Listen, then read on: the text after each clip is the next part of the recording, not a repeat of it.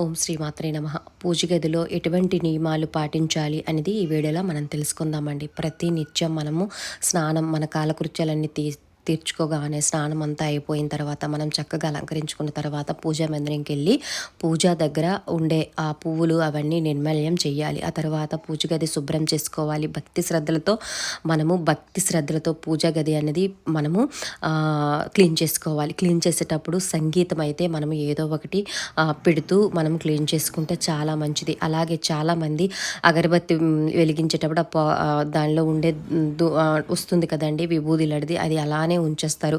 అది ఎప్పటికప్పుడు క్లీన్ చేయండి. అలాగే విగ్రహాలు, యంత్రాలు, ఆ తర్వాత పటాలు 15 రోజులకు ఒకసారి కానీ 20 డేస్కి ఒకసారి కానీ క్లీన్ చేసుకోండి. అలాగే పూజ చేసేటప్పుడు ఇతరులతో మాట్లాడుతూ ఉంటారు.